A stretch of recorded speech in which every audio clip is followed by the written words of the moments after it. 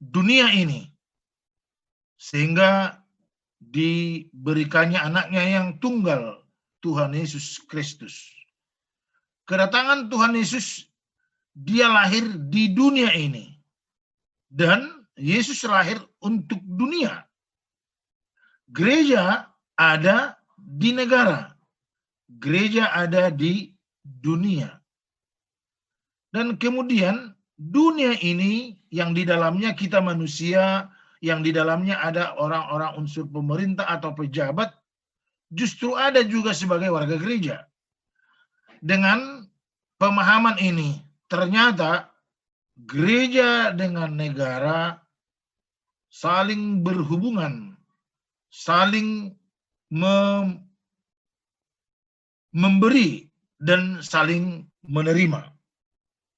Katakanlah, kalau adik-adikku masih mengingat khotbah hari Minggu yang lewat tanggal 8 November, itu hamba Tuhan Paulus memberikan motivasi kepada anaknya Timotius, seorang remaja pemuda seperti adik-adikku.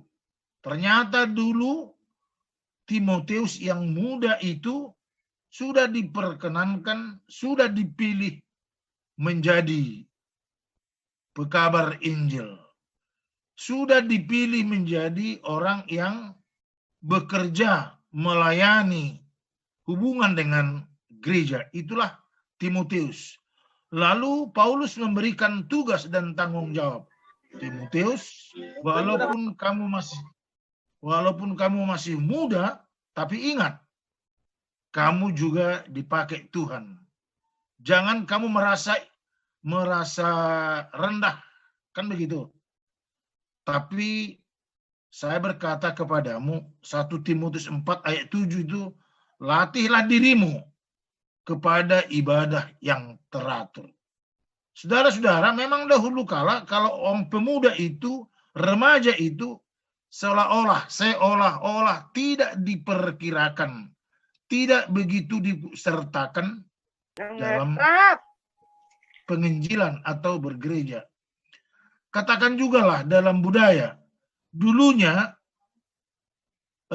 naposo, remaja, pemuda itu sepertinya tidak ada dalam daftar. Tapi setelah semakin Injil ini makin mewahana, Injil semakin berkembang, ada kesadaran dan menyadarkan umat manusia. Pemuda itu berperan penting, baik di gereja, baik di dunia ataupun negara. Apa tugasnya? Ya memang awalnya kalau naposo itu, gak ikut kau ke sini katanya. Tapi setelah ini dikaji lebih eksplisit, ternyata naposo seperti Timotius itu mempunyai tugas tanggung jawab yang sangat-sangat urgen. Apa itu? Katakanlah kalau di dalam satu pesta misalnya ya, satu pesta. Tentu pemuda remaja atau naposo ini mempunyai peranan yang walaupun tidak tercatat sebagai peranan yang punya nama. Tetapi ternyata naposo ini saya katakan punya pekerjaan atau bantuan yang sangat urgen. Apa itu? Bahasa Bataknya itu marhubas. Tahu marhubas ya? Sebenarnya bahasa Indonesia marhubas ya melayani, melakukan yang berhubungan dengan katakanlah suatu pesta. Contohnya untuk membersihkan tempat, untuk pengadaan konsumsi, untuk pengadaan angkat-mengangkat. Ternyata ini kan sangat urgen. Karena orang tua dengan kemampuannya, tenaganya sangat-sangat terbatas. Kan begitu. Tapi dengan kesadaran secara Injil, ternyata itulah kata-kata yang saya katakan tadi, remaja, naposo ini sangat-sangat dan harus diperhatikan karena mempunyai tugas tanggung jawab. Oke, saya tidak akan mau mengarah ke situ sebenarnya, tapi bagaimana hubungan gereja dengan negara? Dalam Roma 13 ayat 1 Sebenarnya di sana dikatakan Roma 3 ayat 1, tiap-tiap orang harus takluk kepada pemerintah yang di atasnya. Sebab tidak ada pemerintah yang tidak berasal dari Allah, dan pemerintah-pemerintah yang ada ditetapkan oleh Allah. Ini sudah firman Tuhan berkata, sudah firman Tuhan menyatakan kepada kita, pemerintah yang ada dalam negara itu adalah orang-orang yang berasal dari Allah, dan pemerintah-pemerintah yang ada ditetapkan oleh Allah. Itulah negara. Lalu apa hubungannya dengan gereja? Adik-adikku pasti tahu, dalam doa syafaat di gereja Kristen, apalagi HKBP, itu tidak pernah dilupakan mendoakan pemerintah. Kita harus mendoakan pemerintah. Karena apa? Karena firman Tuhan tadi, amanahnya itu. Karena pemerintah ini tentunya bertugas dan bertanggung jawab untuk mensejahterakan, melayani masyarakat warga negara. Oke, jadi gereja berperan penting, walaupun kalau katakanlah sebatas doa, mendoakan. Apakah hanya pemerintah toh yang harus kita doakan?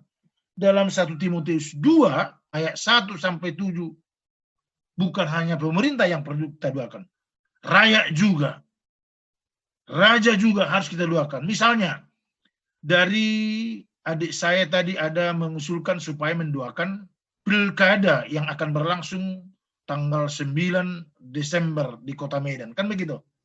Memang ini sangat-sangat penting harus kita doakan. Kenapa?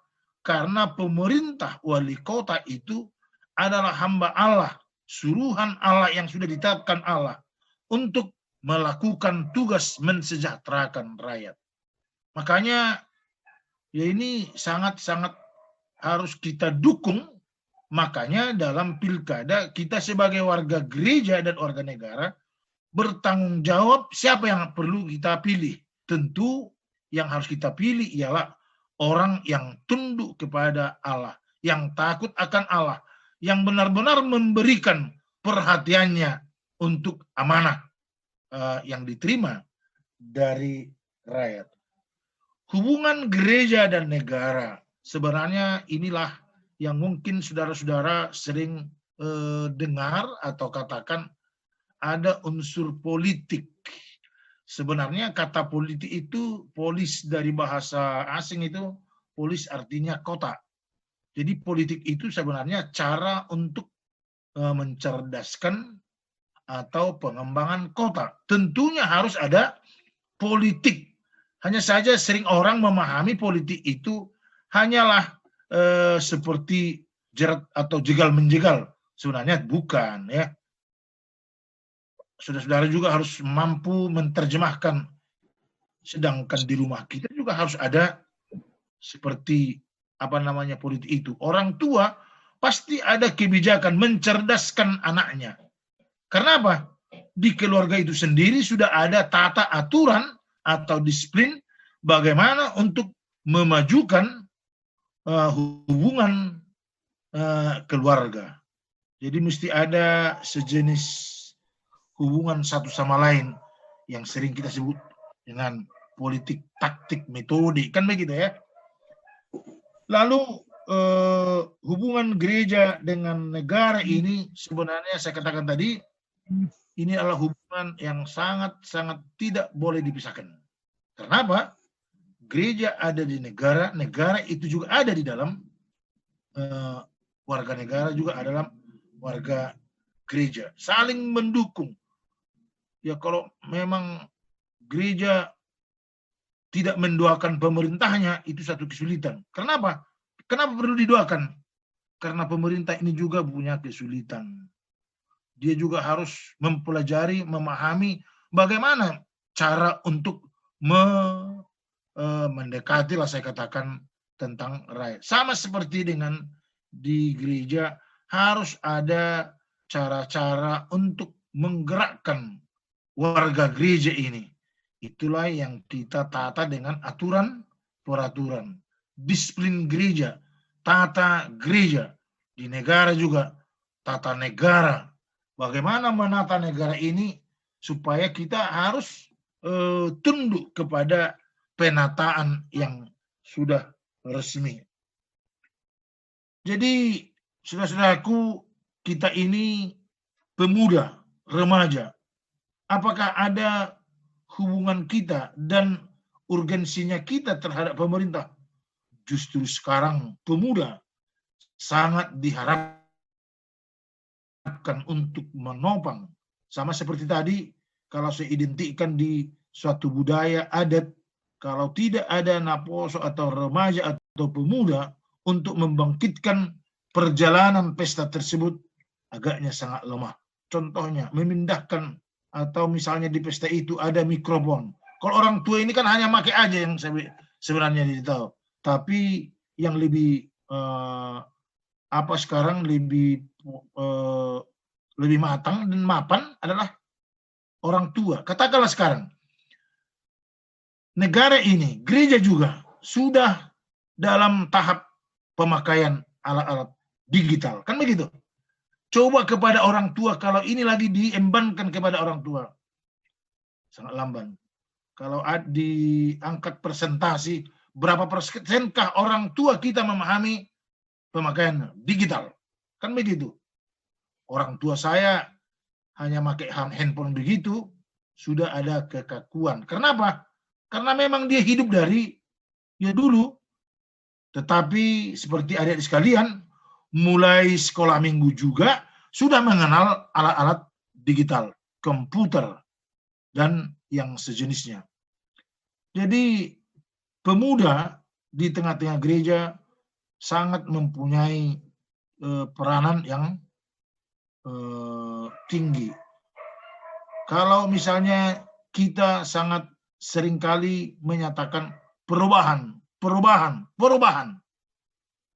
Kalau di kita menuntut perubahan, perlu pemuda harus diisi pemahaman. Itulah yang merubah dunia, merubah gereja. Kalau misalnya, bayangkan, kalau pemuda gereja kita rata-rata hanya tamatan SMA, bayangkan. Dengan gereja yang sudah 75% sudah menjalani perguruan tinggi, pasti beda pemikiran kan? Apalagi di pedesaan misalnya, warga gereja dan para pekerja gereja rata-rata tamatan SMP. Makanya saudara, ini kan harus kita sadarkan, harus kita sadari, ternyata tidak boleh semua sama. Kalau misalnya HKBP Sidurame, saya yang sudah merasakan, ya sudah campur, sudah banyak, bolehlah dikatakan, sudah adalah saya kira 50 atau 45% ke atas warganya adalah sarjana. Dan bolehlah dikatakan jemaatnya SMA.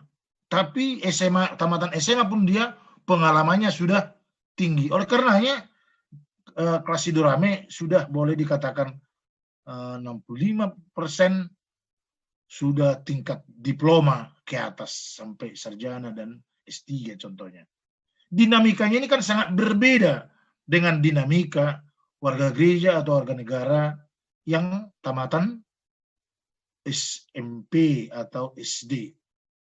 Ketika saya berjemaat dahulu kala, ini ada sekitar 28 tahun yang silam ya, 28 tahun yang silam, di kecamatan yang saya tempat melayani, boleh dikira berapa orang sarjana di sana. Termasuklah pendetanya satu sarjana teologi, baru camat. Itu pun dia masih sarjana muda dulu. Baru ada sekolah SMP rata-rata diploma, kan begitu. Dengan demikian ini menggerakkan kecamatan, bayangkan, menggerakkan. Ya pastilah tidak begitu dinamis. Tetapi kalau sekarang Indonesia atau Kota Medan atau tempat kita, sudah makin cepat perubahan itu. Lalu sekarang bagaimana warga gereja, bagaimana warga negara untuk menjalani kehidupan ini yang sangat dinamis. Sangat-sangat dinamis. Karena sekarang dengan perubahan tidak ada lagi yang ditutup-tutupi. Ya kan? Kegiatan saya pasti tahu orang apa kegiatan saya. Saya tadi ada di sana di apa namanya itu, di selfie lalu dikirim di WA kan. Oh, pendeta Siotang di sana. Kalau misalnya siapa tadi, entah siapapun tadi itu di sana tadi. Oh, di sini dia. Inilah zaman keterbukaan dan zaman yang sangat-sangat dinamis. Oleh karenanya warga gereja ini sangat-sangat perlu memberikan kontribusi untuk menyejukkan negara. Apa itu? Kalau saya mengutip 1 Timotius 4 ayat 7 tadi, latihlah dirimu kepada ibadah yang teratur. Latihan. Orang yang beribadah pasti mempunyai nilai plus dengan orang yang tidak pernah beribadah. Ini pasti. Orang yang sudah terlatih beribadah pasti berbeda dengan orang yang tidak pernah beribadah. Kenapa? Dalam peribadahan ini kita dididik untuk saling memahami dan saling mengorientasikan diri kita kepada disiplin. Oleh karenanya, saudara, tentu kita mengarah kepada perubahan yang sangat positif. Untuk perubahan ini harus dimulai dari diri sendiri. Sekarang kita kan berubah ketika pandemi menekan kita, kan begitu? Karena pandemi ini tentu tidak boleh lagi seperti yang dulu. Saya masih mengenal Marquez ini setelah ada pandemi. Walaupun sebagian sudah saya lihat ada orang pakai masker, tapi karena menjaga dari abu atau virus-virus yang ada. Tapi sekarang karena ada satu wabah yang sudah mendunia, akhirnya ada satu disiplin yang harus kita tidak boleh lupa, yaitu memakai masker. Dan perubahan sekarang kita tidak boleh lengah. Nggak boleh lagi seperti yang dulu. Ya, semau gue, kapan dan berapa lama untuk melakukan kegiatan. Sedangkan gereja kita udah tinggi 1,5 jam untuk melakukan ibadah. Kenapa? Ya memang kita sudah diberikan kebijaksanaan untuk menjalani hari ini. Pemerintah juga demikian. Udah sempat dan masih ada lagi, mari kerja dari rumah katanya. Tapi ya kembali kepada judul tadi, gereja dengan negara saling mendukung dan saling mengarahkan kepada kehendak Allah. Kenapa? Ya negara juga selalu mengarahkan kepada kehendak Tuhan. Karena mereka juga adalah yang dipilih Tuhan. Warga gereja dan kita juga selalu diorientasikan untuk hidup sebagai orang yang takut akan Allah. Saudara-saudara, warga gereja juga ini kadang kala warga surgawi, kan begitu. Tapi ada lagi warga dunia, warga negara. Tapi kita nggak boleh sombong, walaupun warga gereja jangan terlampau begitu, apa namanya, ya kami warga yang kudus, warga gereja, kamu adalah warga dunia. Saya kembali harus menjelaskan, gereja ini ada di dunia. Oleh karenanya, ya kita sebagai warga gereja harus mengarahkan dunia ini kepada kehendak Allah. Tuhan Yesus pernah berkata dalam Matius 5 ayat 13, kamu adalah garam dunia. Garam dunia. Kita tahu apa fungsi garam. Garam itu adalah membuat enak makanan. Garam itu adalah juga pengawet. Garam itu tentu menjaga untuk tidak busuk suatu makanan. Lalu Tuhan Yesus katakan kepada kita umat manusia lewat khotbahnya dahulu kala. Matius 5 ayat 13 tadi. Kamu adalah garam dunia. Tentu kamu, warga gereja, adalah menggarami, menyejukkan dunia ini. Saudara-saudara, kebetulan ini adalah komunitas pemuda remaja. Kita lihat seringkali mungkin mengajak Anda untuk mau unjuk rasa atau demonstrasi. Unjuk rasa itu diatur oleh undang-undang. Demikian demonstrasi. Tapi yang mau saya katakan, ada kalanya demonstrasi ini mungkin tidak semuanya pada prinsip yang benar. Tapi sebagai warga gereja, kita harus mampu menyejukkan. Maksud saya, janganlah warga gereja ini ikut-ikutan kepada yang tidak benar. Perlu pemahaman.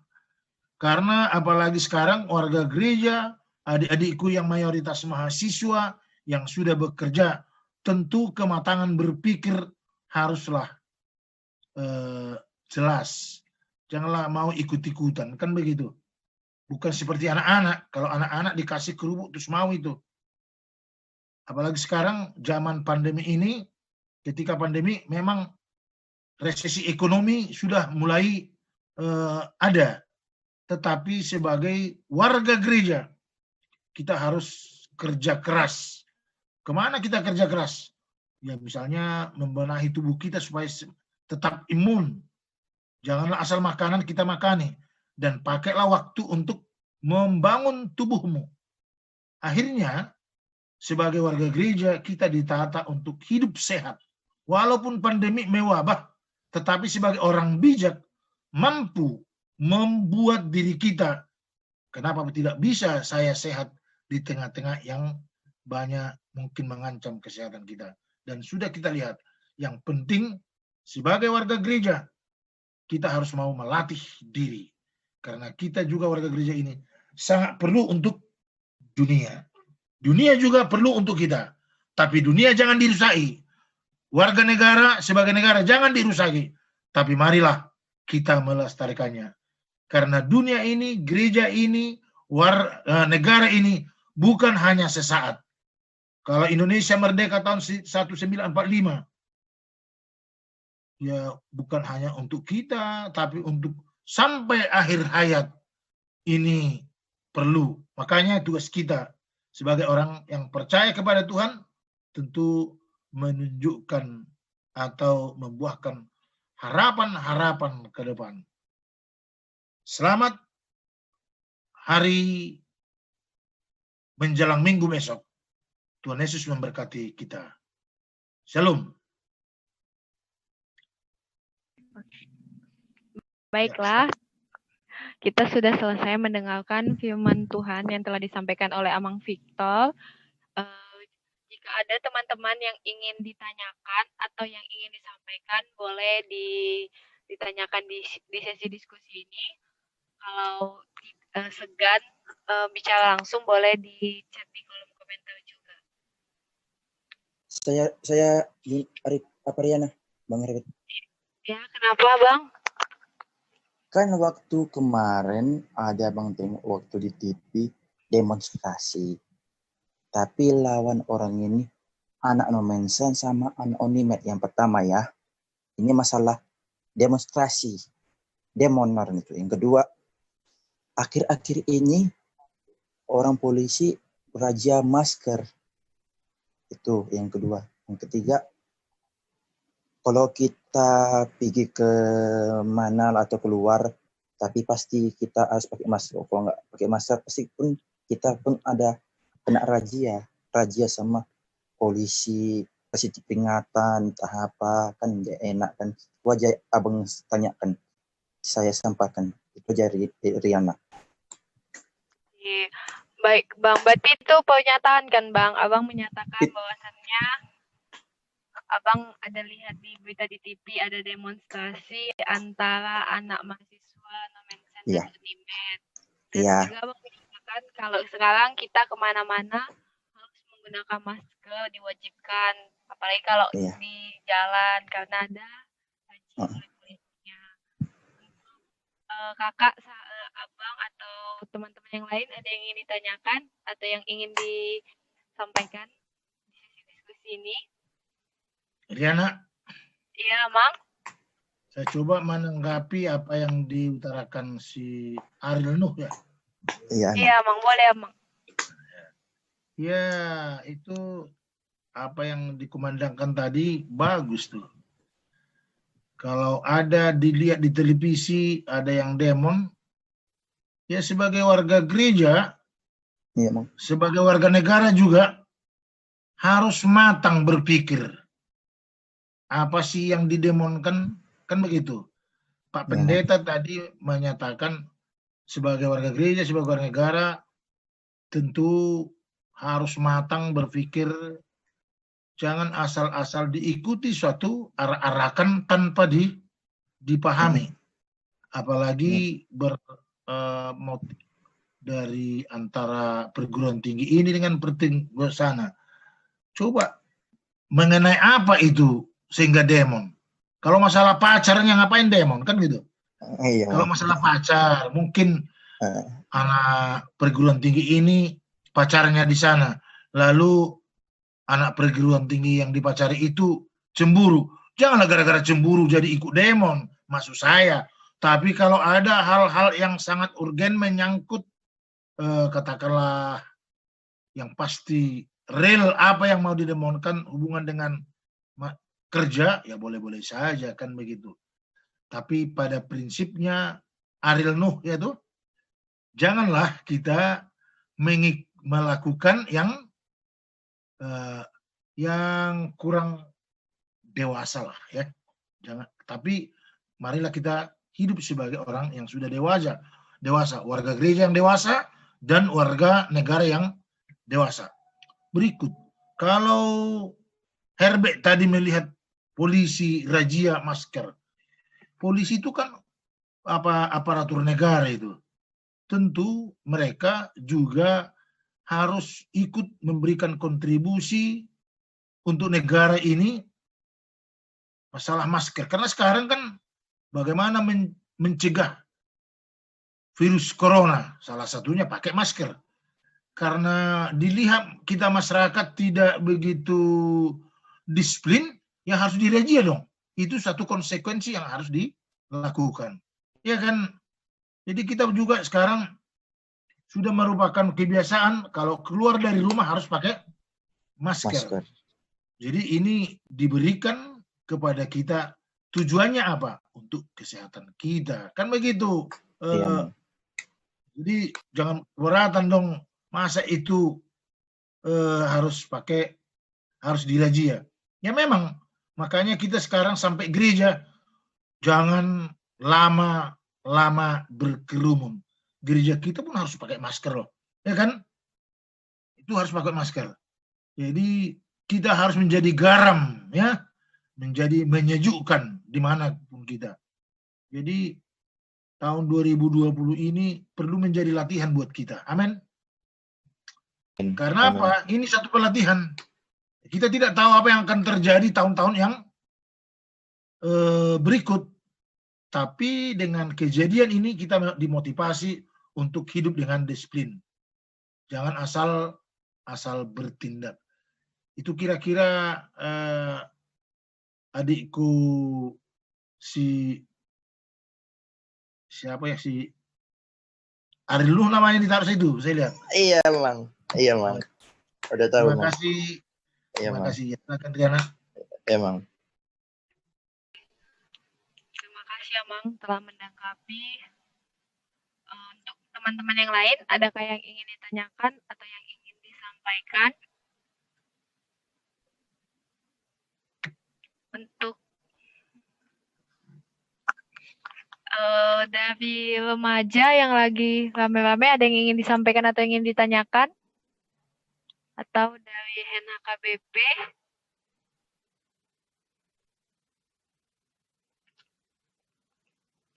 Dari Amang Sinaga ada yang ingin disampaikan atau ingin ditambahkan? Mungkin ke teman-teman dulu ya, Riana. Ada coba di teman-teman semua. tadi kan kita sudah dengar yang disampaikan oleh pendeta gitu. Tentunya ada banyak pertanyaan, kan ada yang penasaran juga. Terus apa ya? Halo tes, bisa kedengaran ya? Bisa, Mang. Bisa. Bisa, Mang. Ya. Jadi penasaran gitu ya, di tengah keberagaman bernegara gitu kan, apa yang harus kita lakukan gitu, itu juga kan jadi bahan pertanyaan juga gitu kan, di tengah kemajemukan bernegara gitu kan, apa yang sikap kita selaku warga gereja, selaku remaja pemuda gereja gitu kan, atau sebelum gitu. Jadi ada banyak hal yang bisa kita perbuat di sana.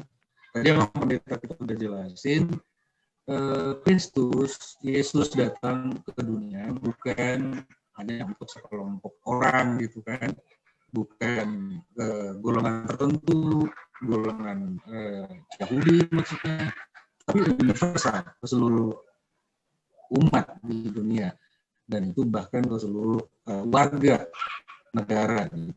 Nah, di tengah kemajemukan keberagaman, partisipasi kita, gitu kan.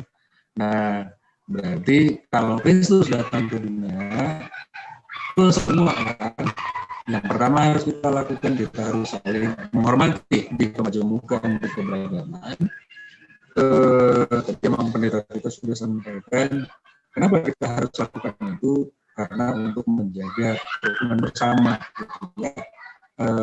Kemudian juga lewat pekerjaan kita, lewat sekolah kita, lewat perkuliahan, kita buat yang terbaik, lakukan yang terbaik. Itu sudah berkontribusi penuh terhadap gereja maupun negara. Karena ketika kita lakukan yang terbaik, di pekerjaan kita, di kuliah kita, terpancar di sana, oh seperti ini orang Kristen. Oh seperti ini pengikut Kristus. Akhirnya Kristus, Yesus yang kita yakini itu lewat sikap dan perbuatan kita. Itu mungkin tambahannya. Jadi itu hanya untuk membuka wacana teman-teman semua, remaja pemuda, sebelum apa yang tanggung jawab kita yang bernegara. Boleh itu aja Nam, untuk membuka wacananya. Ya. Oke, Mang. Oke. Silakan adik-adik remaja nama sebelum. Mang, aku yang mau nanya ini ya, Mang. Boleh kan? Boleh. Ya, boleh satu. Gini, Mang. Misalnya nih kan, Mang, kita sebagai remaja pemuda gereja. Jadi ada teman kita yang dari non-Kristen. Kan, Mang, Indonesia kan baru-baru ini lagi rame ulangan ketua FPI. Jadi, Mang, misalnya teman kita yang dari non-Muslim nanya pendapat kita sebagai remaja pemuda tentang kepulangan dia yang membuat kerusuhan di Indonesia, itu gimana ya, Mang? Kita mendakapinya sebagai kita warga dan remaja Naposo Bulung gereja yang baik, Mang. Ya, ini tanggapan yang sangat dinamis ini. Riana yang sudah melihat cakrawala secara nasional ya. Bagus. Sebagai warga Kristen, pemuda Kristen harus memahami dan tahu mana yang baik dan mana yang tidak baik. Karena seperti yang dikatakan oleh Amang Sintua kita tadi, kita Indonesia ini, dunia ini adalah terdiri dari yang heterogen. Tidak lagi hanya satu jenis.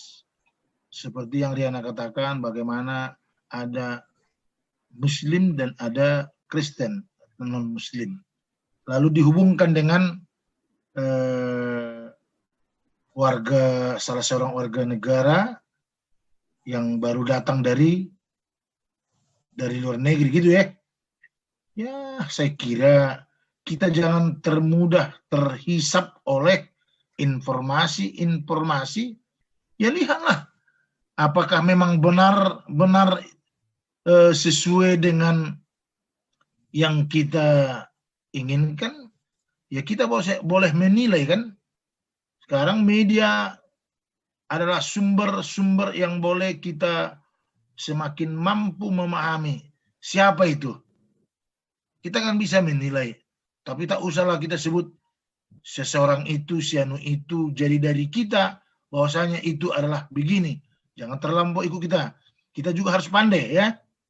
Kalau Riana sebut sianu ini adalah begini, karena heterogenisasi ini tidak sama pola pikir. Saya tadi gambarkan bagaimana suatu daerah warganya yang mayoritas hanya tamatan SD dengan warga yang sudah tamat diploma atau sarjana, kan begitu. Beda ini. Jadi menanggapi tentang itu, kita harus menunjukkan sebagai warga yang baik. Lihat, kalau baik itu, kalau memang baik, menurut penilaian yang jelas, ya perlu dicontoh. Kalau memang itu bisa kita pelajari tidak baik dengan seleksi yang sudah ada pada kita, jangan ditiru. Tapi jangan kita menunjukkan kata-kata yang tidak pas kepadanya. Kan begitu. Karena nanti ini zaman yang semakin terbuka, ada orang nanti terus, wah, sianu katakan begini, disebar-sebarkan ini, kan begitu. Akhirnya kita sebagai warga harus pandai juga. Saya mengajak adik-adikku bermas media, memakai alat-alat ini, handphone atau Android ini. Saya mengajak adik-adikku, cermatlah untuk memakainya. Agar kamu tidak terjerat dengan hukum. Manakala nanti di sana sianu. Ya, dengar. Jangan terus kamu memberikan suatu penilaian yang klimaks, kan begitu. Apalagi yang seperti Riana katakan tadi, kefiguran seseorang yang baru datang dari luar negeri, kita harus pandai mengucapkannya, ya. Nanti ada orang yang merekamnya, wah ini katakan. Jadi aku yakin Riana yang adalah hidup sebagai perguruan tinggi ya, jangan asal, pokoknya nilailah apakah seseorang itu cocok, apalagi sekarang ini pada pandemi, mengajak berkerumun dan tidak mengindahkan protokol kesehatan. Menurut kita bagaimana? Ya itu aja kan. Ya kalau kita di gereja, kita harus mematuhi protokol kesehatan. Walaupun bergereja. Jangan kita, wah gereja kok nggak boleh. Agama kok nggak boleh. Justru orang beragama, justru orang yang panutan harus menunjukkan keteladanan. Jangan nanti Riana pergi ke kampus tanpa masker, itu sama dengan padahal udah semester ini nggak mau memberikan keteladanan. Jadi itu tunjukkan sebagai warga Kristen ya Riana. Pokoknya warga Kristen harus spesial. Itu saran Pak Pendeta ya.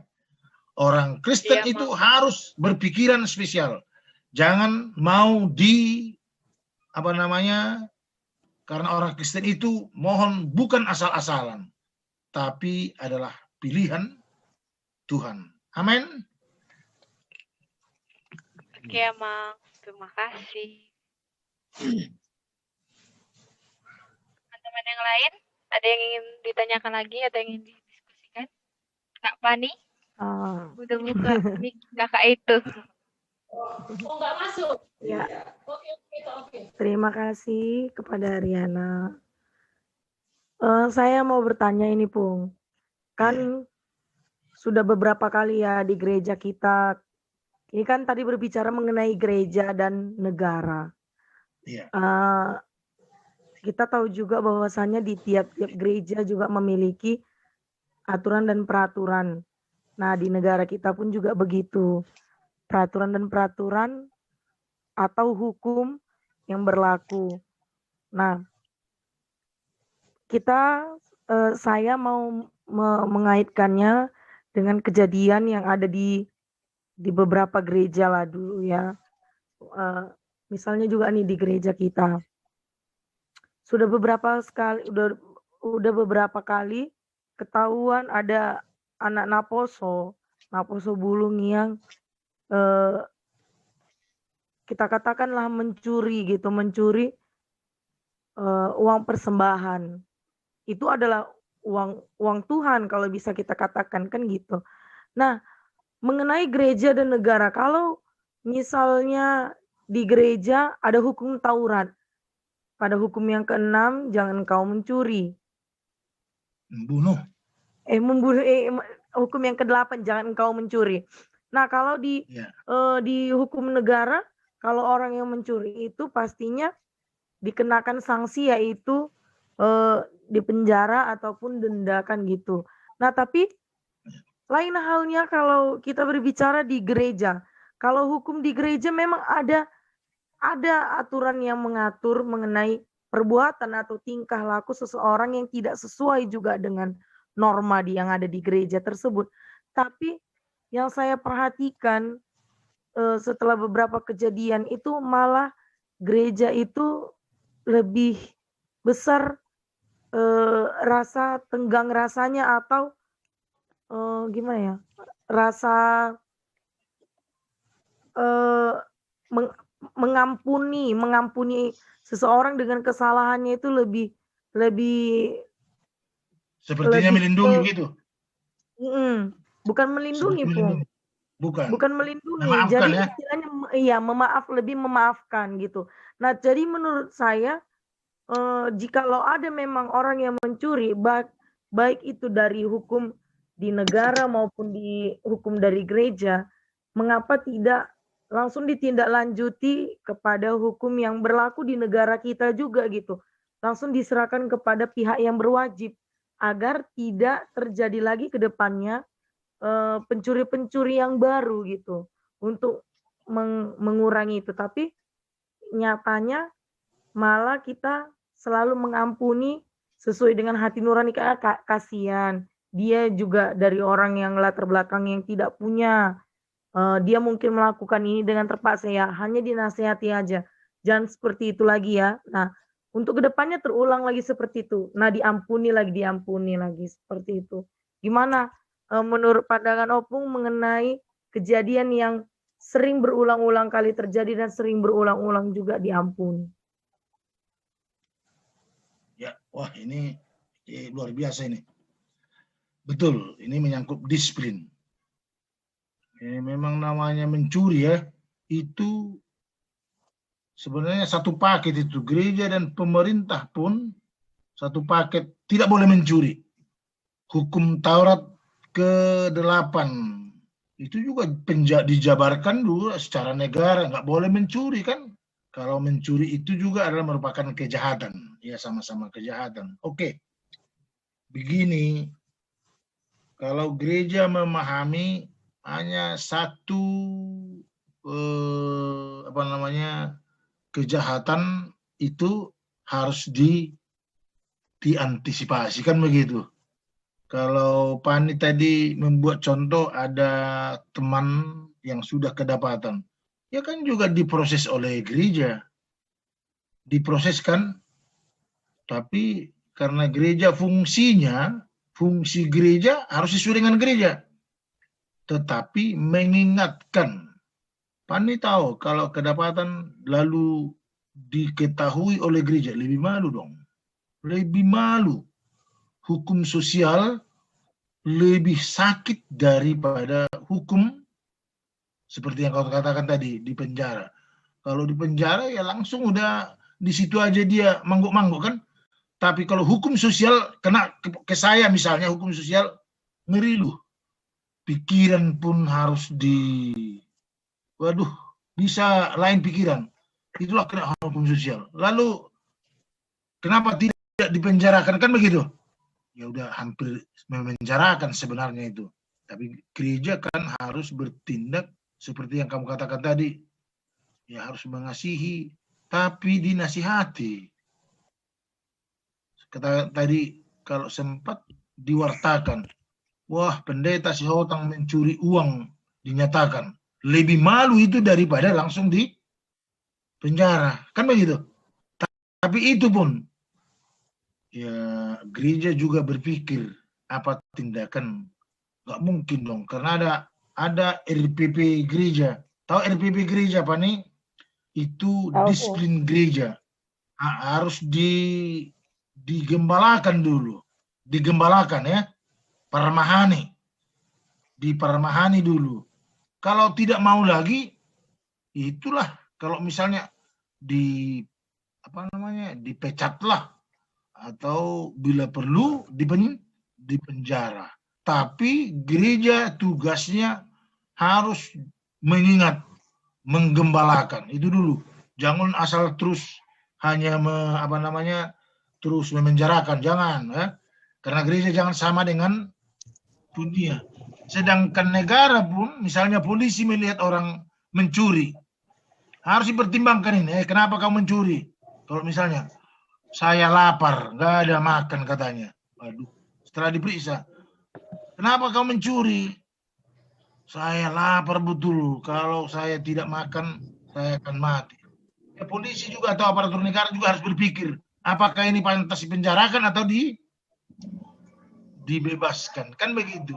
Artinya tidak asal memenjarakan. Negara juga harus berpikir, toh juga mendekati, mengarahkan. Itulah kira-kira. Pada hakikatnya gereja juga tugasnya mengembalakan. Itulah makanya biar tahu ya, kenapa di gereja kita HKBP setiap ibadah selalu dikumandangkan itu hukum Taurat. Contohnya yang sangat mengena dengan kejahatan. 1, jangan membunuh. Coba kita lakukan saling membunuh. Apa enggak pada nanti penjara sana kan? Tapi karena seringkali ini diri kita ini tergoda mau membunuh misalnya. Lalu ada lagi, jangan berzina, jangan mencuri. Ini yang sangat-sangat sensitif ya. Jadi gereja harus menunjukkan penggembalaan.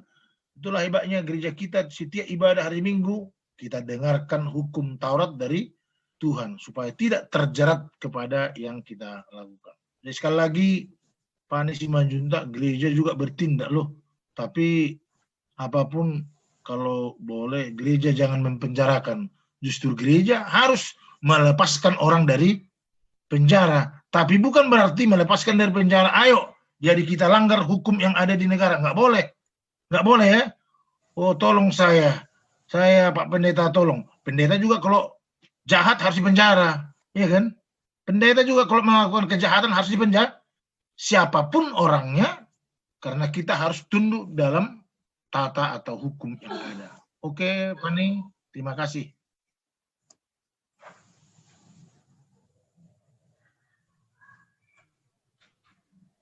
Ya, siapa lagi? Iya. Oke, adakah lagi teman-teman kita yang ingin ditanyakan atau yang disampaikan? Ini tadi ada baru Senturi tadi, saya lihat. Mana dia? Senturi. Oh, Ada Jenny. Jenny. Jenny ya. Dia udah melirik dia tadi, seolah-olah tapi nggak ditunjukkan lagi wajahnya. Halo Jen. Oh ini udah. Halo. Terpencet tadi Amang videonya. Apa? Tertekan tadi videonya. Oh ya.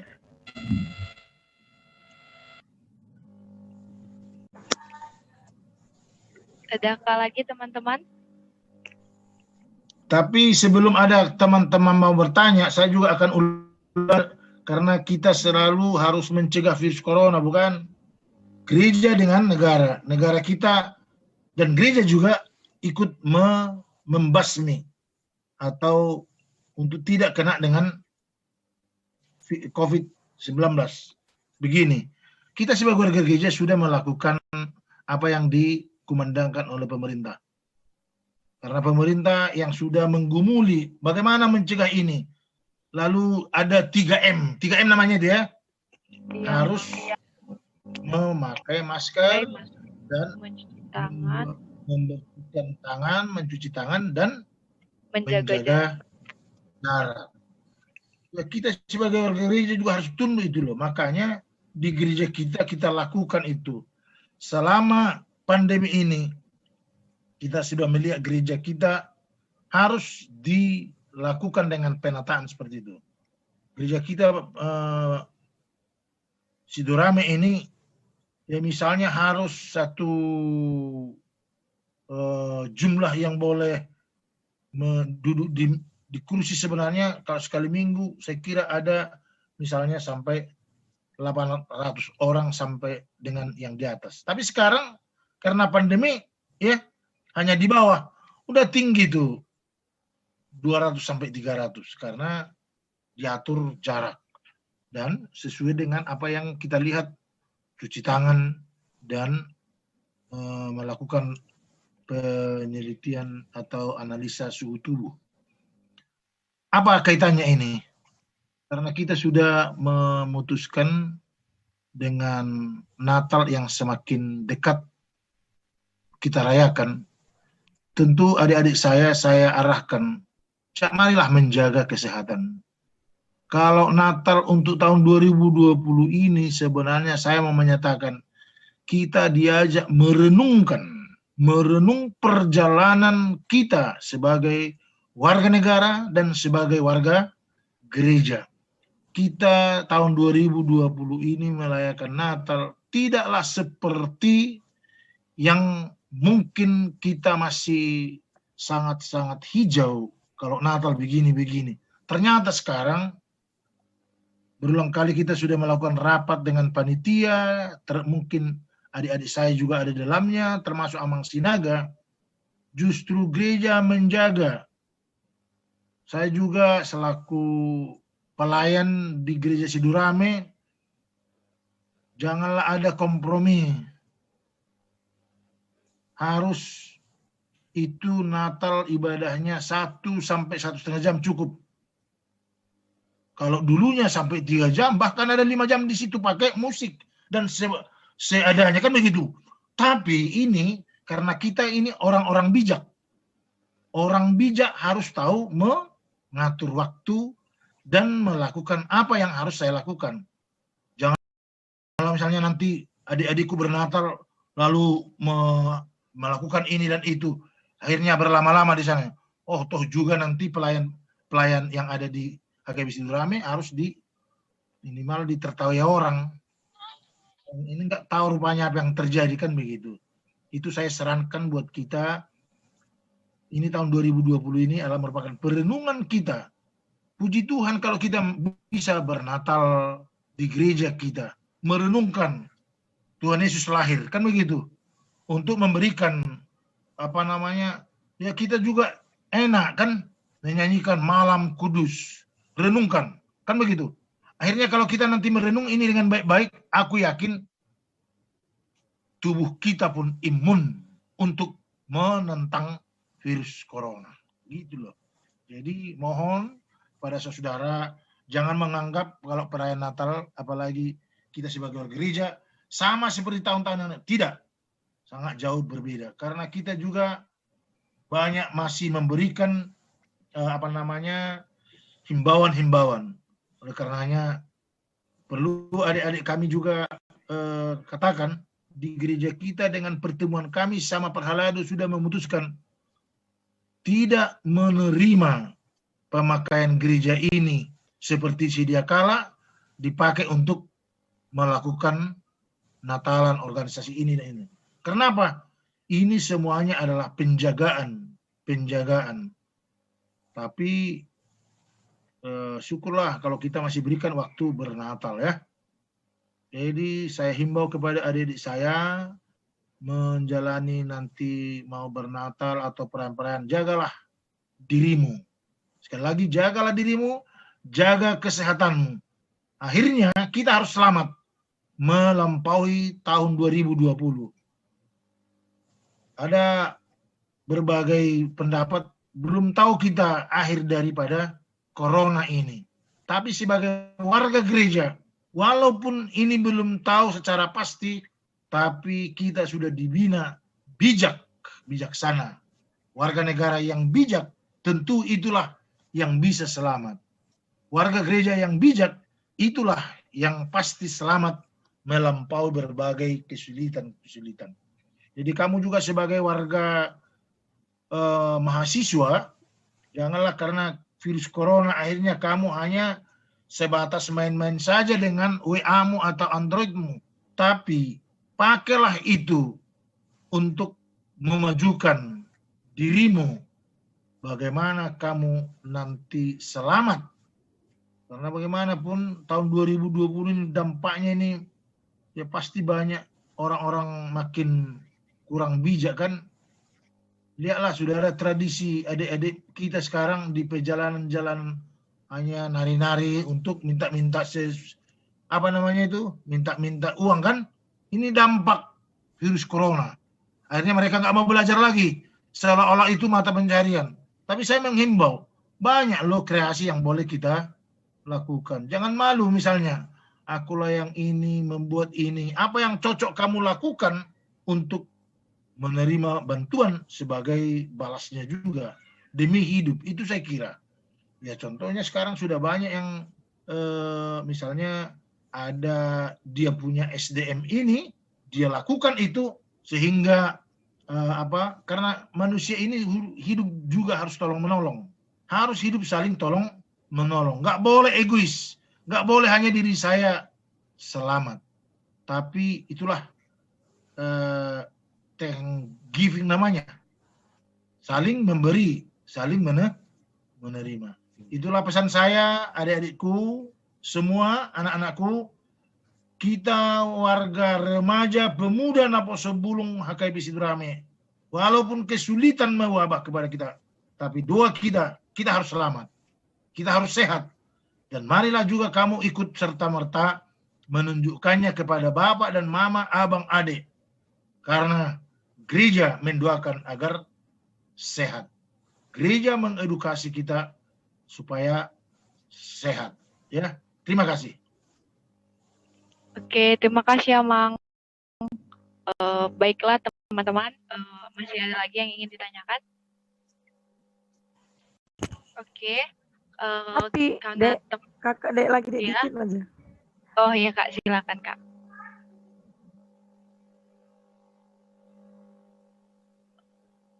Tapi gimana ya Pung, sampai sekarang masih ada orang yang belum percaya bahwasannya corona itu memang benar-benar nggak ada. Katanya itu hanya alasan politik aja agar menjatuhkan pemerintahan kita yang ada di sekarang saat ini. Oke, terima kasih Pani. Sekarang kita tidak berbicara benarkah ada atau tidak ada itu COVID. Ya, sebagai orang yang bijak, kita tidak berada lagi ada atau tidak ada. Mohon dipahami, kita sekarang bukan membahas adakah itu atau tidak ada. Yang jelas, gak bodoh loh orang menyatakan itu ada. Dan sudah ada fakta-fakta, kan begitu. Ya bagaimana lebih detailnya, apakah ini COVID dan ini nggak bisa dilihat mata. Ya memang keterbatasan kita ada. Dan tahun 2020 ini memang semua serba terbatas. Dokter juga terbatas, ahli-ahli kesehatan terbatas, semua terbatas. Tapi oleh pemerintah atau orang-orang yang peduli dengan kesehatan, sudah memberikan penjelasan. Ya masalah percaya, Pak Pendeta juga percaya dan tidak mau mengulas adakah itu atau tidak ada. Gak mungkin sebodoh itu dunia loh. Dunia menyatakan COVID Corona, kan begitu. Apalagi bukan hanya di satu kota. Kan begitu ya. Jadi kita tidak mengulas adakah ada. Tapi kalau ada orang yang mempolitisir itu urusan mereka itu. Ya kan? Kalau ada orang yang berbicara itu begini, ada juga yang bodohnya itu. Mana ada corona katanya. ya silahkan, nanti banyak marah loh. Termasuk presiden kita pasti marah, kan begitu. Memang, karena keterbatasan ini ada saya tangkap itu dari WA seorang orang tua. Apa ini katanya? Karena dia tidak bisa lihat. Karena tidak bisa dia lihat. Coba sekarang, saya mengutip Alkitab Ibrani 11 ayat 1. Iman kita juga berpikir. Kalau dari sudut iman kita berpikir, oh adalah. Kalau nggak ada mana? Tapi ya, saya sebagai secara pribadi nggak tuntas, nggak mampu menyatakan ini COVID Corona. Orang yang lebih mapan tentang itulah orang yang lebih berkompeten membidangi itu. Itu saya kira. Sekali lagi, Fani, tak usahlah kita terjerat apakah itu ada, apakah itu tidak ada. Ya, saya menyatakan ada. Ada. Tapi hanya saja keterbatasan kita tinggi. Keterbatasan manusia ini tinggi. Di dalam keterbatasan inilah kita harus mau menerima dengan hati yang bijaksana. Misalnya, ya mudah itu baknya. Atur jarak, cuci tangan, pakai masker. Ya kan gitu. Pakai masker. Jadi, tak usah kita terjerat dengan apakah itu benar atau tidak. Tidak di situ lagi. Hanya politik. Bukan, kenapa? Jadi yang bodohlah semua pemerintahan di dunia ini, kan begitu ya. Jadi sekali lagi kita hanya mau ikut serta-merta menanggulanginya dengan 3M tadi ya. Itulah dulu, sederhana kan 3M. Gak berat, kan begitu. Gak berat. Hanya yang beratnya sekarang itu harus di swab, harus bayar banyak dong. Kan harus 1 juta sekian mau di swab. Kalau mau di swab nanti kalau Natalan mana mungkin bisa baju baru kan? Karena biaya 1 juta dan 1,5 juta udah bisa pakaian sepatu baru dan baju baru. Tapi sebagai warga gereja berdoalah. Ada tadi permintaan supaya kita berdoa kepada Tuhan agar Tuhan menstopkan polemik tentang corona dan menstop termasuk wabah corona. Itu saya kira. Terima kasih.